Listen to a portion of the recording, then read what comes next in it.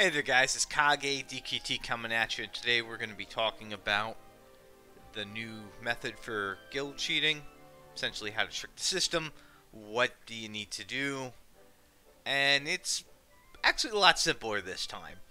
Also, I want to go ahead and kill a rumor while we're at it. It's a long running rumor from our good friend Pac Demon at Arena Watch, and that rumor essentially was that when Jax quit, much older player, he had to quit the game because he spent too much money and his wife was going to leave him. It was messy.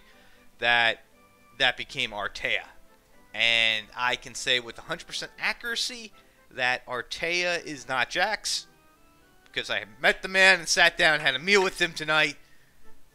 He's not Jax. Sorry, anybody who thinks that, you're fooling yourself. Whatever happened to Jax, wherever he went, if he's still out there, I don't know. But I could say it's not Artea. Leave the man alone on that one. Okay, cool. Anyway, now, with that being said, Guild v Guild has changed yet again. With the most recent announcement, they said they were going to be calibrating things based on numbers. And here's the deal. If you have 20 people in your guild, you're looking to get hurt. All of the major whale guilds, they run 20 usually, or like 19, 17 to 20 I would say, but 20 is the major one, and you're looking to take some serious damage there. You're looking to not have a good standing. I mean, you could literally be in like gold or bronze league fighting for just peanuts, absolutely nothing for gems. Now, what's the trick here? What's the balance? Because you do want 20 people when guild mega boss battles come around. You obviously don't want to have a half roster. You don't want to have people just kind of hoping to come about and do things. So this isn't exactly an easy way to cheat the system anymore, because you do have to have some foresight into things. You have to be able to know when the guild bosses are going to come around. Case in point, both Yggdrasil and Nocturnal Conquest, they got caught with their pants down. They weren't prepared, and they went into that event with 19 people, and they both lost out in top 10. Two very, very high-end guilds. They couldn't hit top 10 because they only had 19 people. They had no time to prep. It's a dangerous game to play. So, what are my recommendations here for you guys? If you want to avoid a lot of these top-tier teams with the new system, from what I'm seeing, is generally you're going to get paired. If you have 15, you have 16, 17, 18, 19, whatever that number is, for the qualifying rounds before you get to the main tournament, the first 4 rounds, I haven't talked to anybody who got a mismatch set against them. So if they had 19, they were fighting 19, 20 was fighting 20. I didn't see any variances from the data I collected from people. So, if you run 15, your chances of fighting 3 other guilds or 4 of the guilds that have 15 are pretty high. So, that's something to be said there. Now, when you get into the main tournament, there is a variance there. It can, from what I've seen, you could fight a guild that has 1 less than you, you can fight a guild that has the same, or you can fight a guild that has 1 more than you. Obviously, if you're running 20, you're not going to fight somebody with 21, but you can fight guilds that have 19. Case in point with the Starfall, Yggdrasil, Arena Watch, BDS setup. BDS only ran 19 for that set, and they were faced against 3 guilds that had 20. It was rough. I mean, it's not a good place to be in. I mean, they pulled off getting a win with, a guild that did have layout information. Maybe they didn't use it, but they had layout information. They had somebody who was playing in both Arena Watch and Yggdrasil, and they had access to that info. Yggdrasil has gone on record saying that they require keeping layouts, and I can't imagine Arena Watch wouldn't have that data on their Discord somewhere with how hardcore they are. That'd be like saying BDS isn't serious about PvP. That's crazy, so... But that being said, hats go off to them. But in all honesty, if you're looking to game the system, things are changing. I would probably recommend 10 to 15. You're going to want people who can contribute a decent amount of stam if you're looking to get all the guild missions done. So I mean, it's there's a little bit more to it now if you want to min-max the system and try and, you know, not fight people who are going to be running, you know, full max awakened RTA units. You know, you're going to be fighting people who, some of them don't even have max level units. Some of the team comps are really weird, make no sense.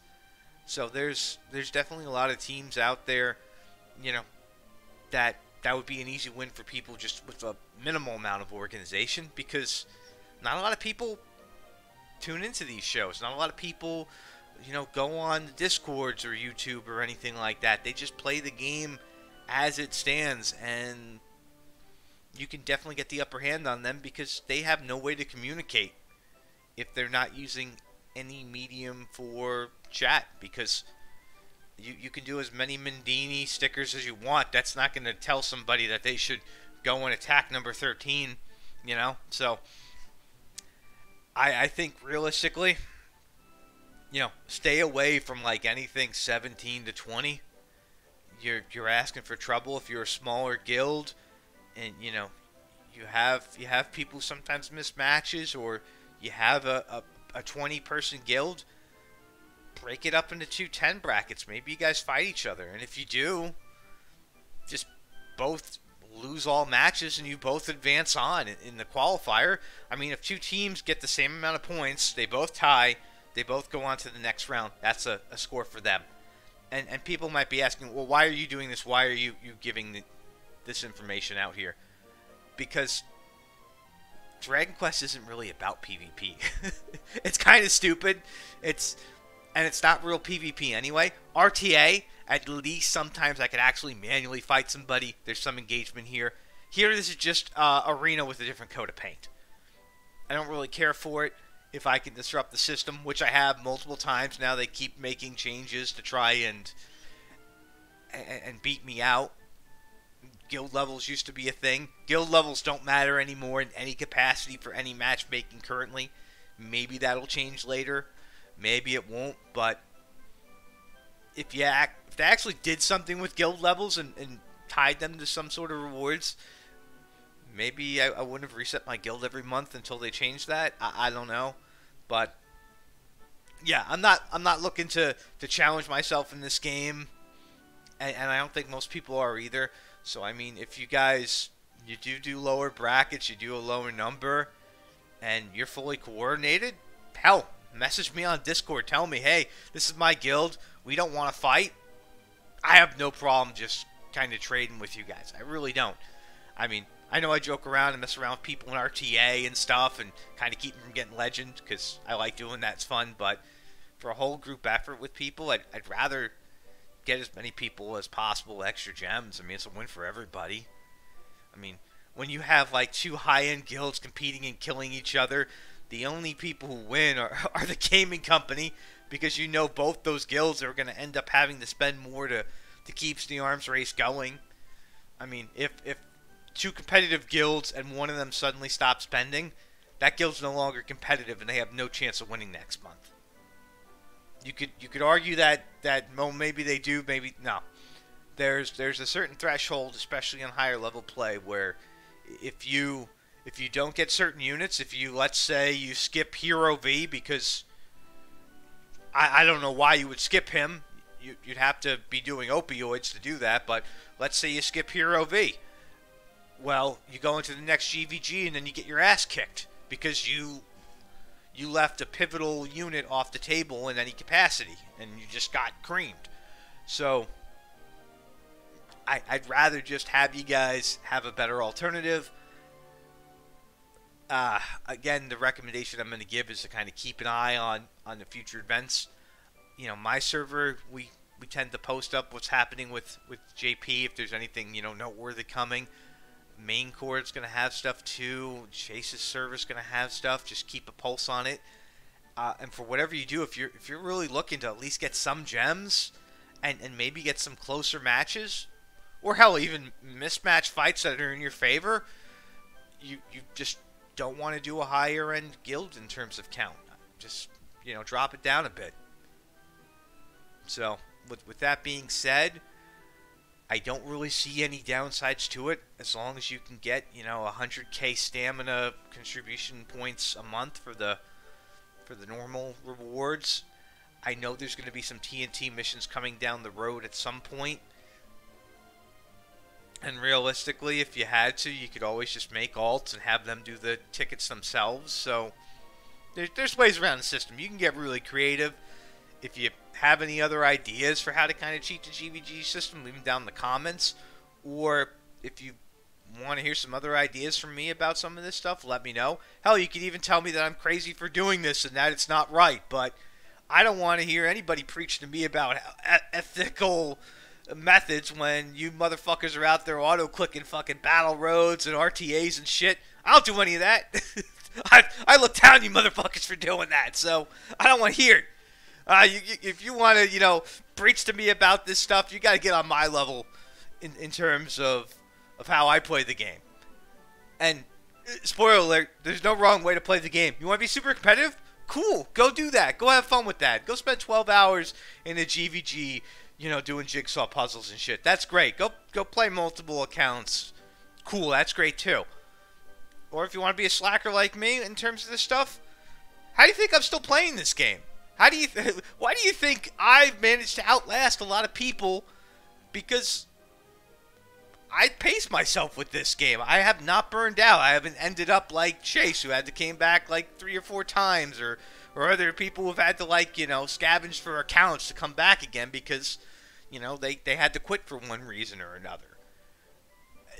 If anybody asked me what would be some solid advice to somebody starting this game, if it gets tough, just stick with it, because if you quit, you'll be back in a year. And maybe we'll do a separate video on that, or I have potentially a collab coming up here soon with somebody. Maybe we'll discuss the finer points of that. But anyway, I wanted to get this video out here, and hopefully this helps some of you guys out. This will definitely hurt some of you guys too. Not gonna lie, it's just, we're taking people away from the top end, so the top end guild will just have to clash with themselves more often, or they'll have to bow out like Zith had to at one point, where it's like they stopped running 20. Those guys spend more money than Jesus Christ himself, and they're like, man, I don't want to do this 20 guild stuff anymore. I don't blame you, Skippy. I don't blame you. Anywho, guys, you have a good night. Take care.